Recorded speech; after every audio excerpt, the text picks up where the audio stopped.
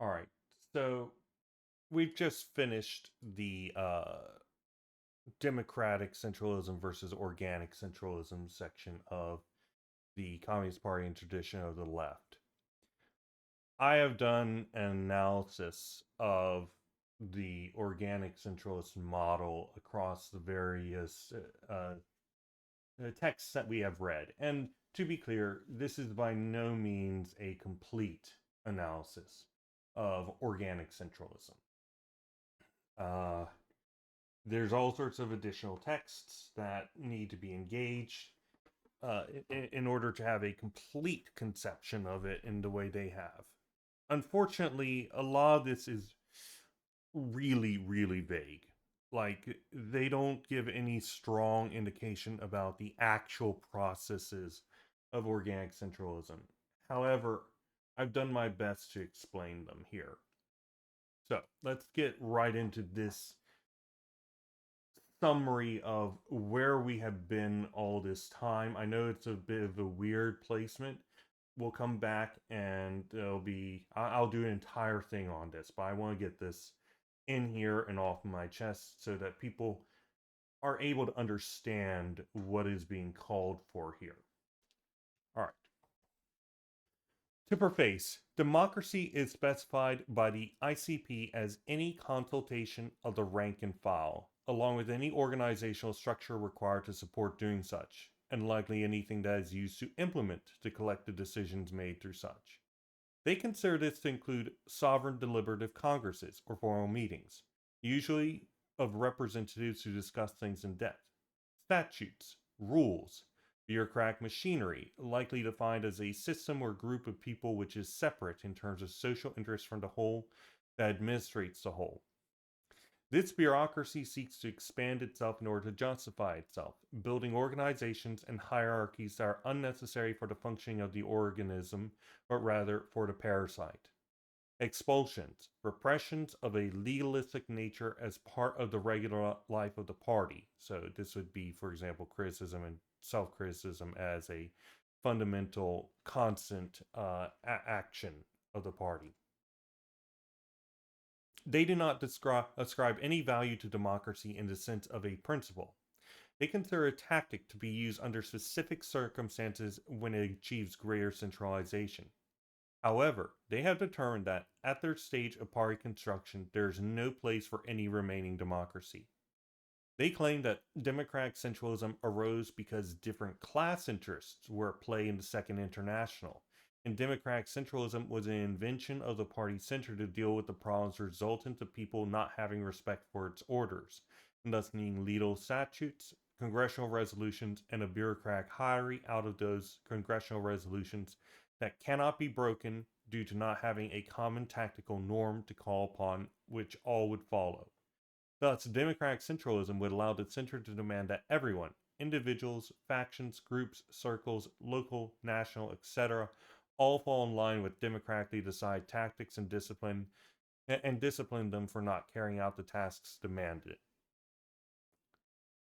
Their conception of organic centralism is centralization of the party action obtained without the use of democratic processes. They do not specify in clear terms what process they use to achieve this centralization. In fact, it sounds very much like they believe that democracy not only produces bureaucracy, but also that lacking democracy will thereby not produce bureaucracy. This is, of course, absurd. Democracy is meant to be consultation of the whole people so that they can make decisions collectively, with no organization separate from the people. As such, such does not occur is indicative of the class character of society. In addition, this conception would force them to take the position that companies, which are absolutely dictatorial and at no point seek consultation of their employees, or slavers, who of course seek no knowledge or consent from their slaves, lack bureaucracy. This is, of course, incorrect. Thus, organic centralism, if it is to neither consult the rank and file nor act as an autocracy which is separate from the rank and file, and thus bureaucratic, must take a distinct form. It can best be described as a 5-step program. Step 1. Prefigure the unitary doctrinal aims and with it establish the program and tactics. Step 2. Expel or otherwise discipline everyone who disagrees with the program or does not adhere to it by disciplinary measures of all potential kinds. Step 3. With your quote new quote pure party, do technical organization to such a high degree that it doesn't matter if people agree with the program or not because their duties are so tight that their individual interests do not matter. The party subsumes all. Step 4. Steadily remove Step two's coercive systems as the technical organization advances, as people in the party are fully disciplined without the stick by the environment. At this point, the rank and file can simply compare the orders from the center with their own understanding of the doctrine, program, and tactics and accept or decline orders without discipline. Step 5. Dissolve this when it's military revolution phase. You're now a strict military organization. Under normal circumstances, within organic centralism, the organizational structure is best understood as a multi-phase pyramid which converges at a central node, an operational central organ, which in turn regulates and directs the entire network via some form of communication network, which connects center to parameter and parameter to center, back and forth in order to coordinate, direct, and issue orders to all differentiated organs while planning and issuing instructions. The pyramidal structure acts as a hierarchical differentiation with a strict division of labor, of order givers and order takers assigned to individual militants. Organs perform and support such functions that develop the hierarchy, roles, and discipline without careerism. To support centralization and discipline, the party requires organically developed organs which direct and coordinate action according to those needs across all local and national circumstances, with all militants and organs of all areas owing absolute obedience and discipline to the center, which in turn makes sure all decisions of all organs are unitary, even if they are performing different tasks, which is done according to aptitude and material capacity of each organ.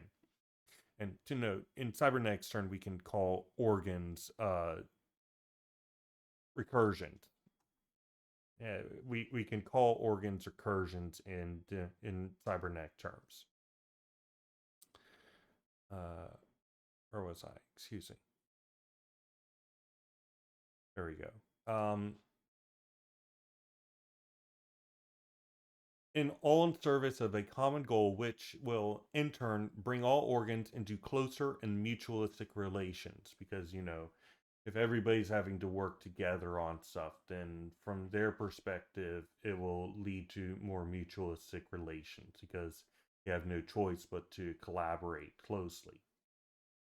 All individual members are to have absolute discipline to the center, and sections and local groups have absolutely no autonomy while rejecting any communication networks that do not align with the center. Within organic centralism, all members are to be fully familiar with the actual activity and life of the unified program, doctrine, and tactics of the International Communist Party, achieving revolutionary organic unity via the endemystification and opportunistic populism via education. This unitary program, doctrine, and tactics do not need to be changed unless they are shown to be completely false, acting as scientific theories wherein any circumstances wherein something does not happen that was expected to, instead are hypothesized about, rather than tossing aside all historically gained information. And I give the example of Kepler, right? Where Kepler's theory, wherein with Uranus, they were like, does gravity not apply to this? And from there, they hypothesized the existence of another planet rather than throwing out Kepler's law. Continuing. Because the core cornerstone parts of these are not up for debate, there are no arguments about them, and instead, internal relations are joint shared work that all party members participate in, aiming to develop the best solutions embedded within these as possible for their conditions. These joint works are continuous, not formal or periodic. In this work, tactical cornerstones are given greater clarity for application in all circumstances, with tactical lines being honed. By common principles, these tactics are applied in concert with analysis of the environment to produce the most efficient organizational tools for that environment possible, which coordinates the party's activity as a whole. To put this into perspective, essentially what they're saying is, hey, we have this unchanging core bases which everybody has agreed to, and any theoretical work is within the framework of these. Everybody is at all time doing theoretical and material work, and that's how education occurs, by the way. And and each local area does its own work as a black box, which the center doesn't necessarily know what's going on there. It just looks at the inputs and the outputs.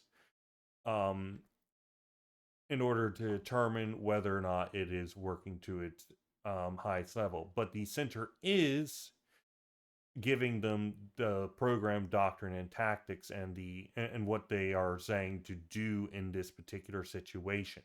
If the we'll get to this, but if the people don't, if the middle rank and file do not actually carry out what has been given to them by the center doesn't have a way to discipline them, but it and instead is like, okay, well, obviously our orders were incorrect in some manner.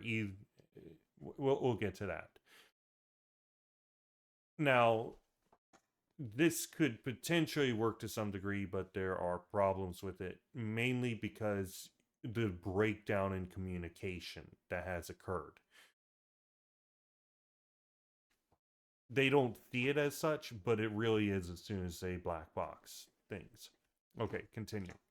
These participative activities done by all members of the party are not done by debate, formal meetings, or consultation of the rank and file, but through, quote, rational and scientific search for solutions within the boundaries of program doctrine and tactics, end quote.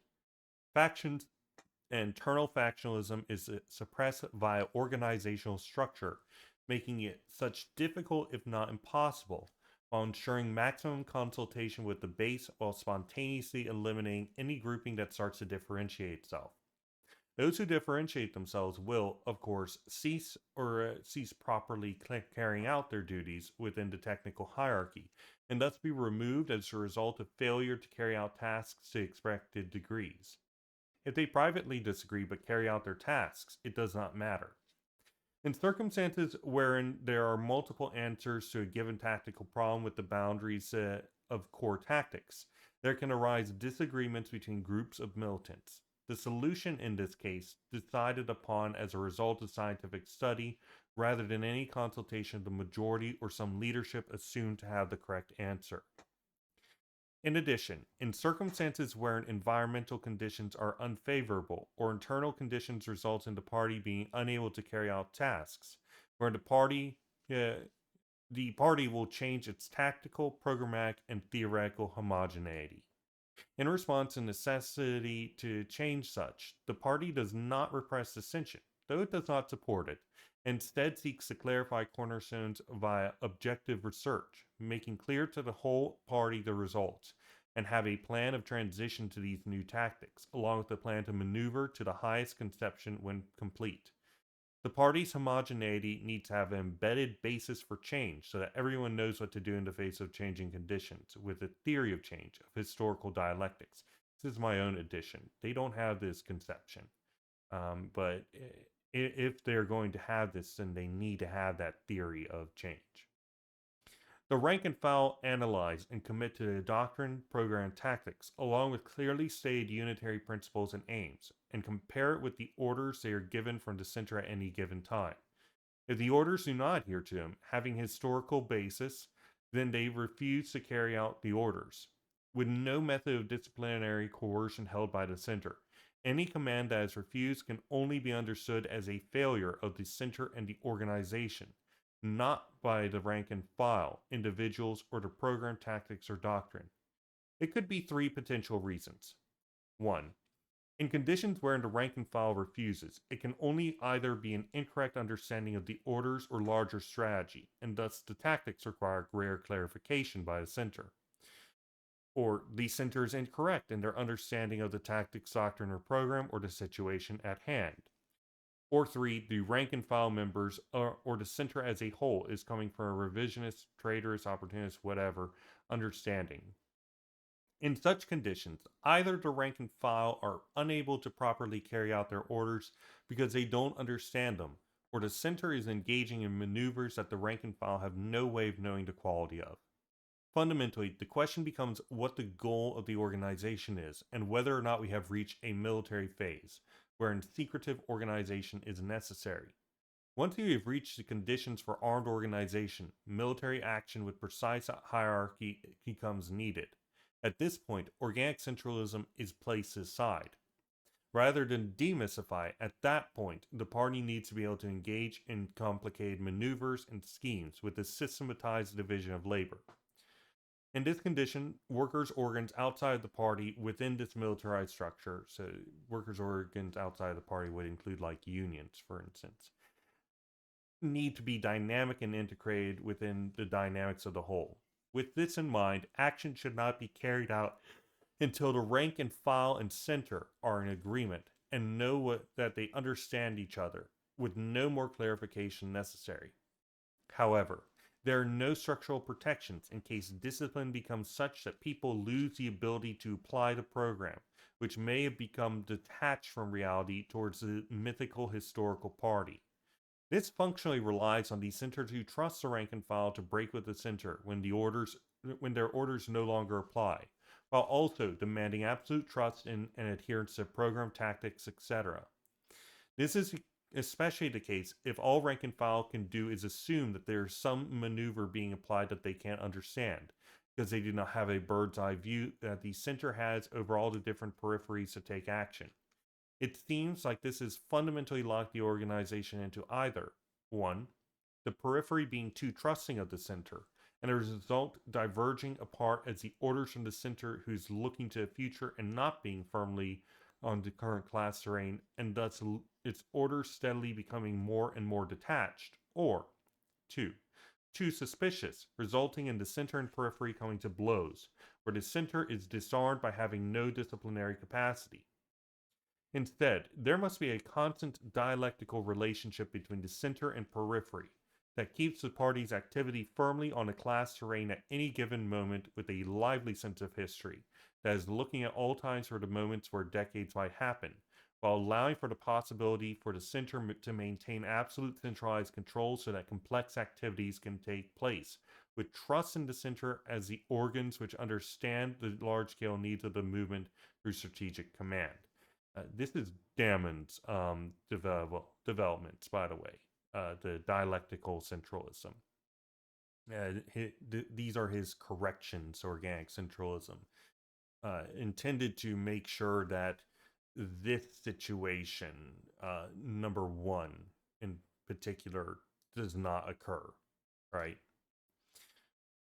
Continuing, all aspects of the World Communist Party need to have basis in shared unitary theory that is proletarian only, and no other classes, and all aspects, such as tactics, need to be recognized as valid and unchanging by all members, except they do recognize that they change.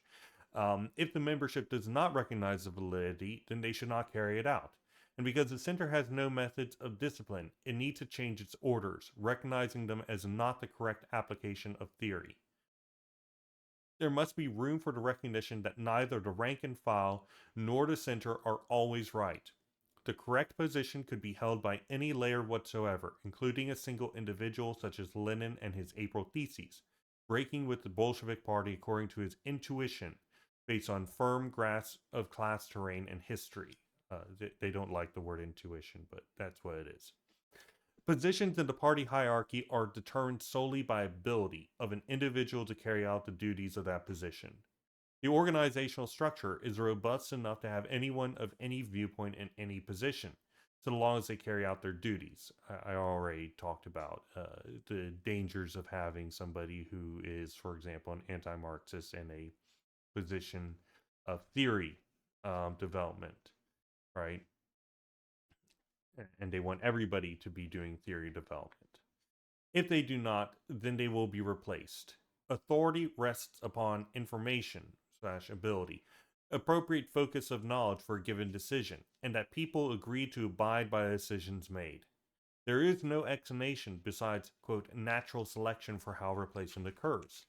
They say that they do not blame individuals for failure to carry out their duties, but instead analyze the processes that allowed the mistake to occur in the first place and seek to correct it in terms of organizational structure, not through processes of disciplinary control. It also does not explain how the party audits its organs to determine if they are actually carrying out duties and to what degree they are. Anyone who tries to break with the program is not pressured in terms of statutory discipline, and any orders given within the hierarchy or center are only accepted if the rank and file identify it as in line with the program, doctrine, and tactics, and thus the historical tradition of the party. Hence, any deviation will not find purchase. Commitment is not made to any leader or organ in the party, but instead only to unitary doctrine, program, and tactics, which are themselves integrated in the organizational structure in a technical way. Early on, expulsions of those who break with the program occur, as well as need for organs and instruments of centralization, so disciplinary and auditing structures to make sure the various organs are in line with the center, coordination and policy, bureaucratic measures, statutes, rules, guidelines, etc. Before the organization is developed and the technical construction education of the party rank and file has reached a point where disciplinary action through coercive statutory methods becomes obsolete outside the most specific of cases. After the cornerstones of tactics, program, and doctrine are established by coercive disciplinary force, organizational construction becomes a purely technical matter aimed at maximizing coordination, harmonization, and capacity for the center to direct party activity. Less and less necessity for keeping bad actors out through force, such as bureaucratic measures, is necessary, and the organization becomes structured enough that it no longer attracts or keeps people with individualistic tendencies such as careerism, anarchism, contrarianism, being a windbag seeking the platform, etc. Instead, only attracts genuine revolutionary militants. Maximal organization, centralization, and discipline should not require statutory codification, disciplinary regulation, distinction between the center and periphery, or division of labor, as everyone would know and accept everything that they should accept automatically as a unified body. The necessity of any given individual is reduced as much as possible by positions in the party and technical hierarchy being constantly rotated amongst all members regardless of skill or knowledge, so no competitive examinations to determine placement, who should develop understanding and skills in all of them. However, to note, one's understanding of their duty influences how it is being carried out, even if they are in complete agreement with the center. To seek to remove the human element from the organization can only result in a model organization conception. This is unsurprising, though, as their organic method aims at absolute homogeneity in terms of tactics, program, doctrine, aims, and thereby the organizational structure necessary to support them. By having such robustness, all functions of the organization can be completely black boxed, and all the disparate systems need only ask if orders are conflicting with the traditional line, if they're timely and relevant, and if the member in the hierarchy giving the orders is carrying out their duties to the best of their ability, likely meaning in this case in comparison to historic activity in that position and to others in comparative one. This is an auditing thing, by the way. It stops dogmatism brought about by mechanical methods of gaining positions within the technical hierarchy, no longer a political hierarchy, or the imposition of dogmatic methods, while also protecting the party from losing independence via strict adherence to the program, which specifies proper engagement with external entities. This right here, this sentence, which is drawn from a previous text, kind of flies into face with not being based on statutory stuff, rules and whatnot. If they're starting from the conception, at no point are we ever going to do any fusions, right? That's a rule. Okay, continuing. It stops the party platform from being occluded externally via focus on education, development of political ideology, definition of tactics, and organizational consolidation. Leadership is not at all times in place. If no one who has a basis for acting as leadership arises, then the organization should be robust enough to function without one. Leadership arises not through formalized systems of election and selection, but instead organically by being instruments and operators of the tasks of the party, developing trust in their ability to comprehend and explain facts, while acting as a leader with a will to action, showing initiative. This, of course, requires all members to be able to carry out actions of their own initiative, though within the boundaries set by the center of the party without reprimand. Whenever and wherever there arises a need for a particular organizational structure, the structure and hierarchies within them are spontaneously, organically staffed. And when they are no longer needed, they are dissolved. I'm not too clear on how this process works. They don't actually explain how, but they say it's the case. This allows for highly localized formations of the party rather than some universal formulae for the organizational structure. So if one section of the party needs something and another doesn't, then they are not identical. Organs themselves are created and developed through action, fitting to the tactical action necessary and nothing else. These organs can, to some degree, be automated in technical form, but they must always be developed in specifically for their external and internal conditions. And I just want to do a quick aside. There's a really stupid quotation that I'm going to read real quick here. There it is. Quote, the party creates its instruments of battle, its organs at all levels, without predicting them in advance. It doesn't need, apart from in exceptional circumstances, to expel after a proper trial those who no longer feel like following our immutable common road, because it has to be capable of eliminating them from within itself in the same way a healthy organism spontaneously eliminates its waste matter. So, for the first bit, this rejection of predicting necessary organs in advance. Like,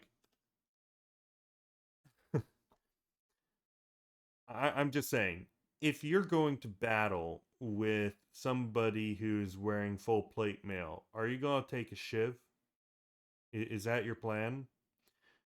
Or rather, are you not going to go onto the battlefield with anything at all and just pick up whatever you can find organically because you haven't actually planned anything in advance? This is absolutely obscene conception right here.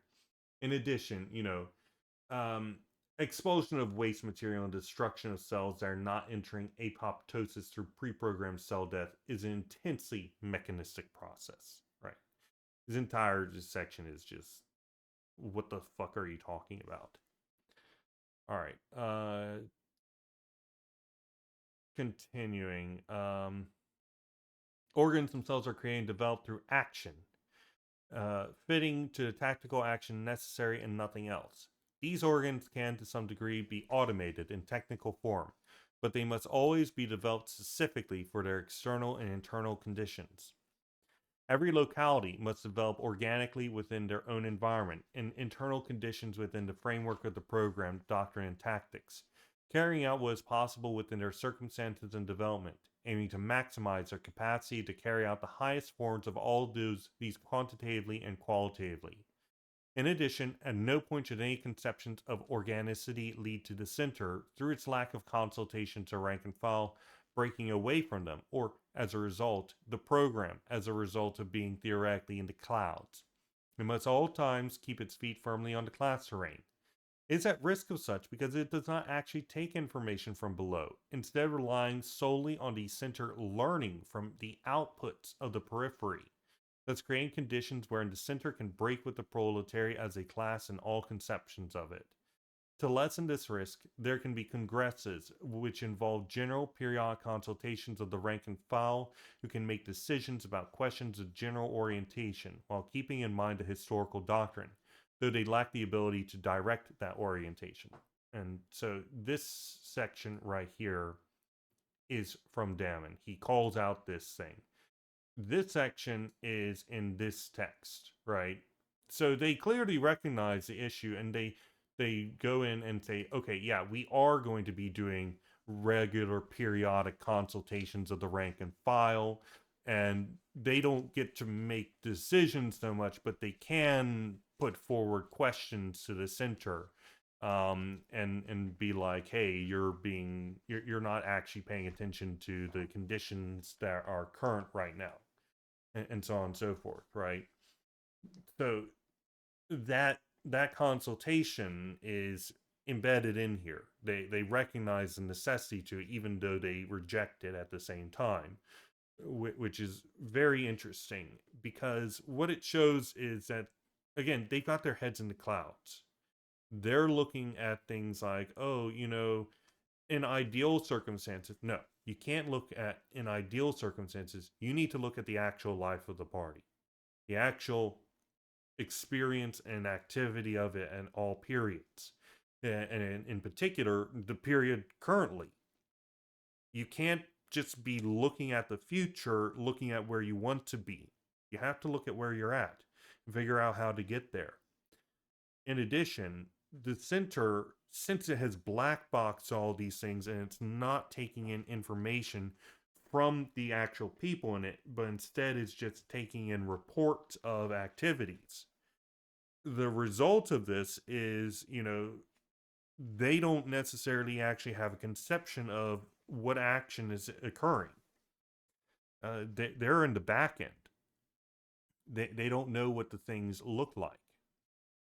Okay, continuing.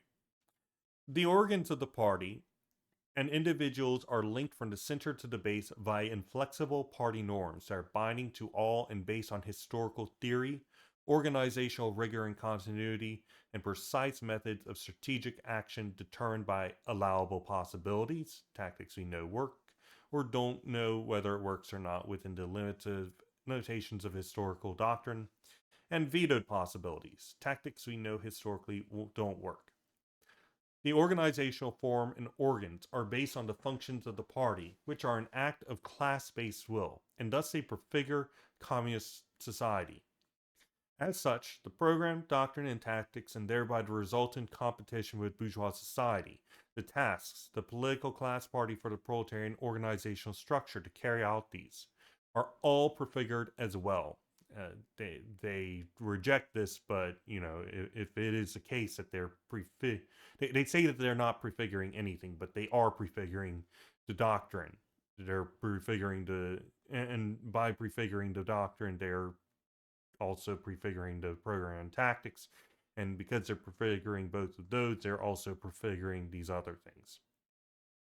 The party creates its recursions, or organs, based on its discharge of all of its functions, with old recursions that are unnecessary reconstructed to fit the environment and internal conditions of the party, or dissolved. It doesn't actually explain how this occurs.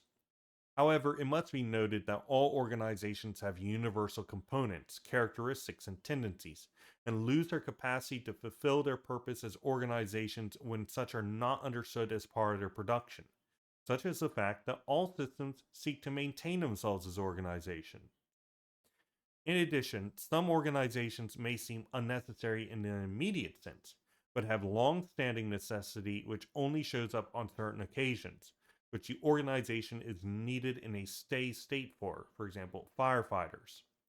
We talked about this before.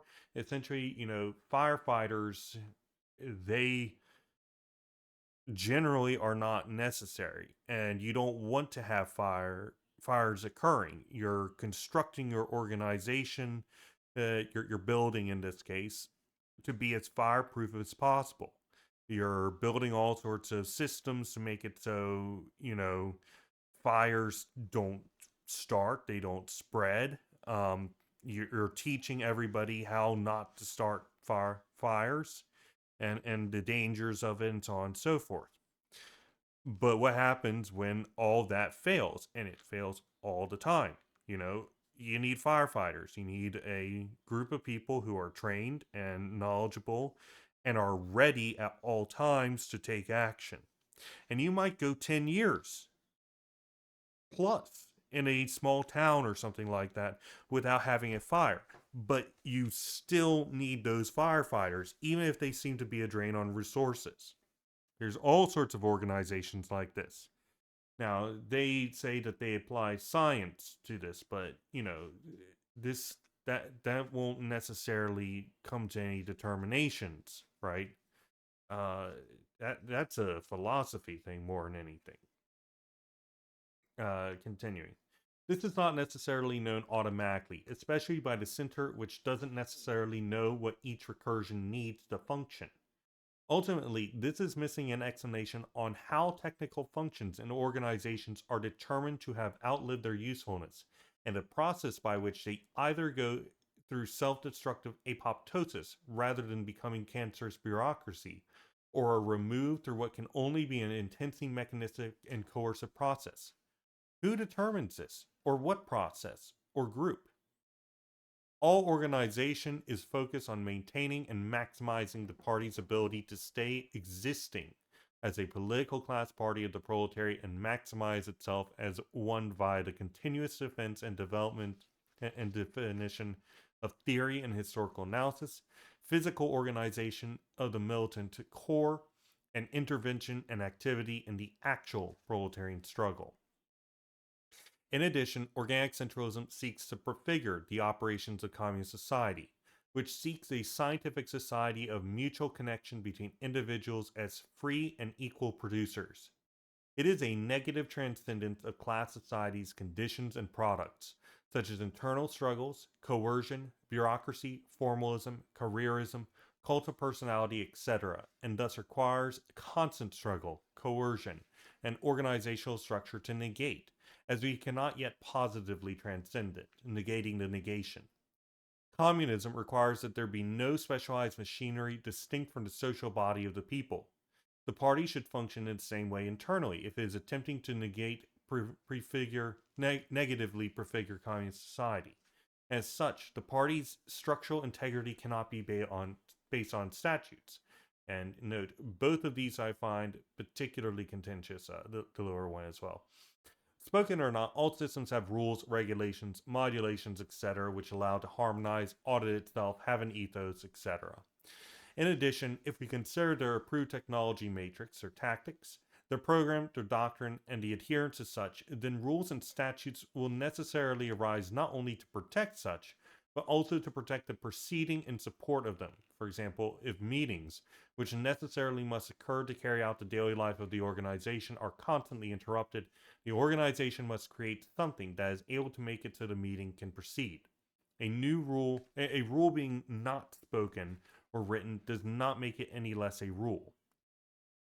Or laws. Note, this is contentious within Marx. Clearly, some sort of arbitration system is necessary. At the very least, administrative laws will need to be in place, and any laws and legal relations will be distinct to communism, likely embedded within a much more democratic structure. This is, if you actually go through the dictatorship of the proletariat and communist mode of production, then you know. Anyway, its structural integrity should be based instead on a hierarchy of technical functions filled on the basis of ability, with full centralization and without distinction from the rest of the party. Any technical functions that are no longer necessary should be retired. In addition, organic centralism must produce an internal or system which has no contradiction between the interests of the individual and the interests of the party, equalizing all regardless of their mechanistic class character outside the party as communist militants, removing the ability for their individual consciousness to influence the functions of the party, while at the same time producing liberation of consciousness within their membership. I'm not sure how exactly this occurs in concert, but functionally, you have to remember this thing is presenting in their writings on the prefiguration of communist society. They present a positive prefiguration of communist society, but at all times it can only be a negative one. It's non-negation of the negation, and if we look at Marx on this, he likens it to atheism. Was it a negation of religion? Um, Atheism. Except is it really? Because atheism is talking about religion as an active force. It's struggling against it. It's actively having to work in regards to it. And, with religion, sorry, with the negation of religion entirely, atheism itself has to be negated. Thus, the negation of the negation. It is no longer a negative transcendence through active struggle. Instead, it is a positive transcendence where there's no longer any need to struggle. The party, if it is prefiguring communist society, can only be a negative transcendence in the same way any utopian project can only be a negative transcendence, etc., etc. Okay, continuing.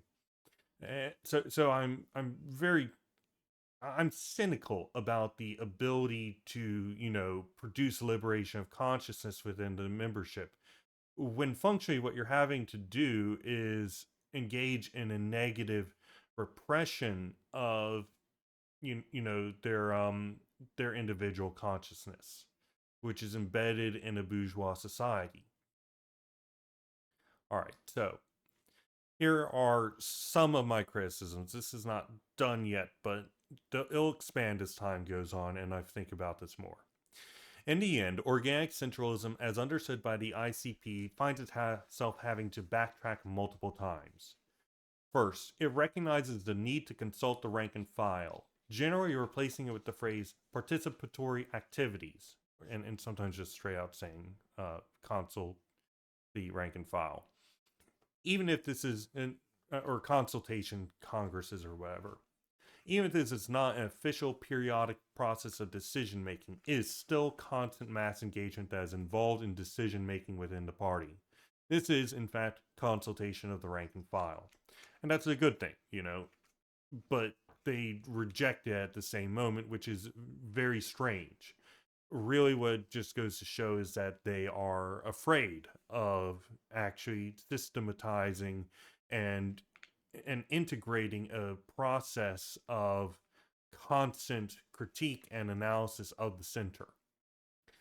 Second, it recognizes the need to, rather than a black boxed one wherein the people in the rank and file just refuse to follow orders. And then the center has to grope around blindly and try and figure out, well, what are we doing wrong? Continuing. Second, it recognizes the need to change approach to doctrine, program, and tactics under duress externally, or as a result of external internal duress. But then it has a conception of return, of a historical, mythological party which people need, a mythology of.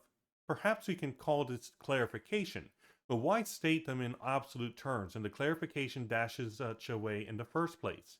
It can only lead to confusion. If this is separate pieces, I could understand, but it's all in one piece. Why aren't you going back and editing your previous stuff where you're saying, oh, the tactics, they never change. And then later you're like, okay, the tactics do change, but, what's the point? You're just leading to confusion. If you're going for clarification, then clarify. All right. Third, it speaks a lot about rejection of, quote, model organizations, but ends up going right back to it and reconstructing them, prefiguring all the bases for the organizational structure. It simply stops short of taking that final analytical step and black boxes it. So it can avoid actually engaging with the question. Fourth, it weakens its positions or original positions on doctrine, program, and tactics from universal such and such to cornerstones. Fifth, it conceives the party as already effectively a complete entity existing in the past, present, and future all at once. However, the fact that organic centralism must be suspended during military activity, as if there's a period wherein one can make a clear distinction between the military phase and the organization phase, rather than understanding that the party must always be preparing for when the hammer drops and effectively already in a military footing at all times, means that there's some profound issue here. Sixth, it seems to simultaneously recognize the individual as an active economic, political, and historical agent, while also denying it. Or rather, it seeks to allow the possibility of such, while not requiring it. This is an interesting attempt at byplay, but I suspect it does not actually go through. They are clearly hoping for another Lenin to show himself, but want to be able to do without him at the same time. So, in general, I'm in support of this. But the thing is, I don't think that their system actually really allows that. Um, I think that they say they do, but I think that they pretty soundly reject any sort of initiative by anybody in the actual life of the party. I might be wrong, but I'm just going to go out on a limb and say that that's probably the case.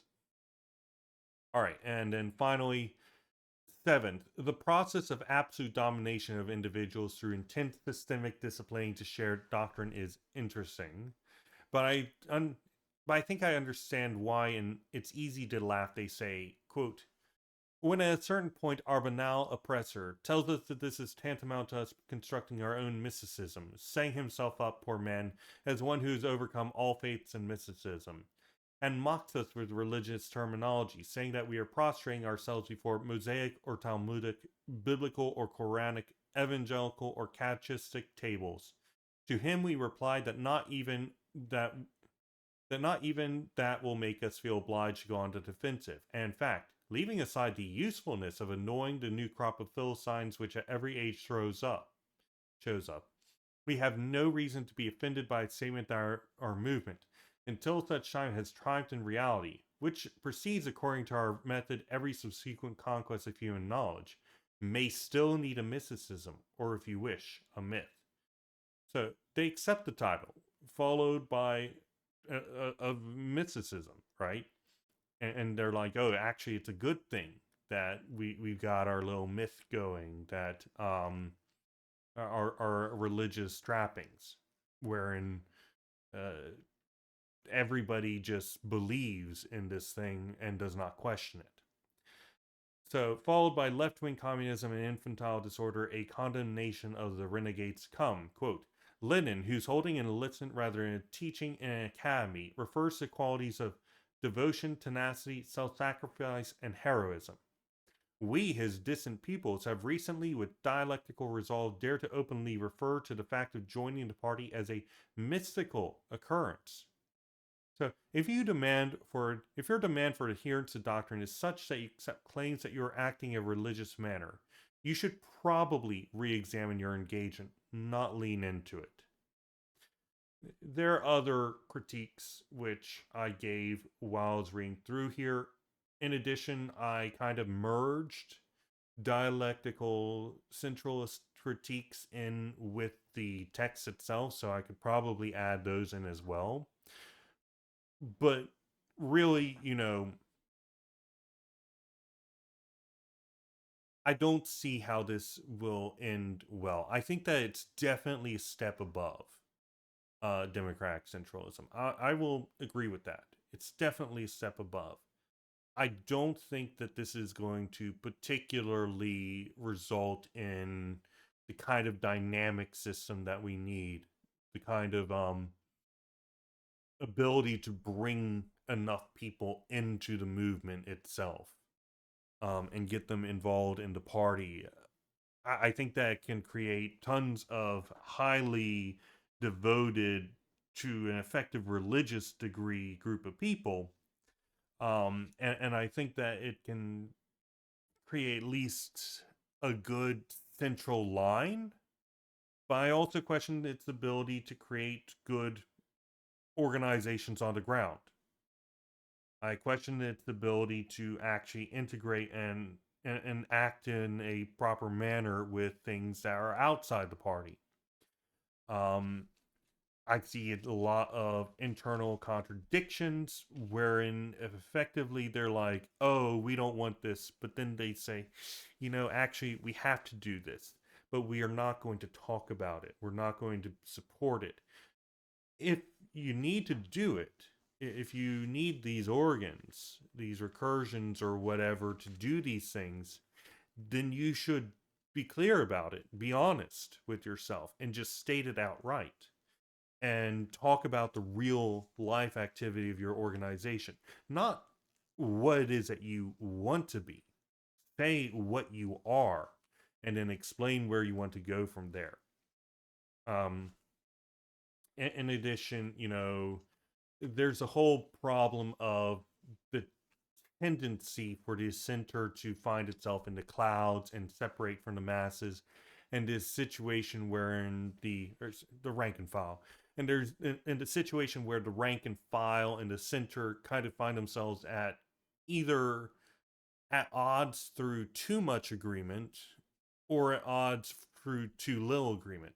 It seems very silly that that can occur, but the reason why the former can occur at all is because the center has a continual drive to move away from the actual class terrain that is on the ground. Has a continual drive because it's not embedded within the actual membership. It's a separate entity, not at all times, but it has a tendency to go in that direction.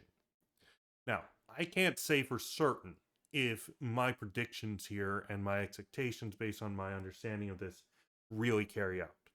I can't say with absolute certainty because I have no idea the actual activities of these organizations, their internal problems and such and whatnot, right? I've not been reading historical pieces, nor do I particularly have interest. I suppose I do, but I'd rather just have somebody else tell me rather than having to go out and read. Um, but really, I think that this has the seeds for improvement, but a lot of these problems need to be addressed. And I do think that Damon's just saying, "Hey, listen, fucking consult your party members, apply the mass line within the party," would realistically resolve at least the vast majority of these problems. The other question becomes, with the use of systems to effectively make it so individuals can't really take initiative and are completely suborned to the party whole, um effectively in this sense reaching, I suppose this is indeed a form of negative transcendence, in prefiguring capital or prefiguring communism, right? I suppose this is indeed a negative transcendence, but I think that there are issues with going in and saying we're going to construct our system so that nobody is actually important as an individual. I think that this can lead to several issues wherein it becomes impossible for leadership to arise in an effective manner. I don't strictly disagree with it. I do think that there are potential issues though. Lastly, yeah, I just want to be like, I just want to say, hey, listen, there's nothing in here that makes it so you can't say stuff about organization. In fact, quite the opposite. They've said a lot about organization, and they refuse to really address it directly, but really they have said a lot about actual organizational structure. Yeah, the particulars in the localized immediate situation for each individual area, sure, that'll have its own particularities.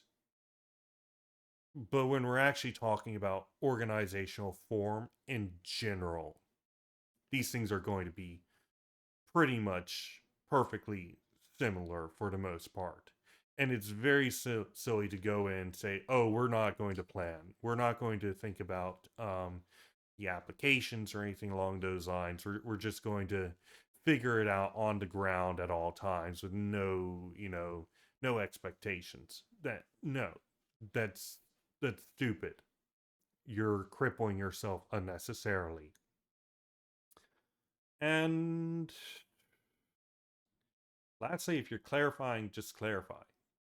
Don't do this confusing thing where you're like, oh no, we don't do any changes. But then we will do changes, and don't do this, you know, religious bullshit.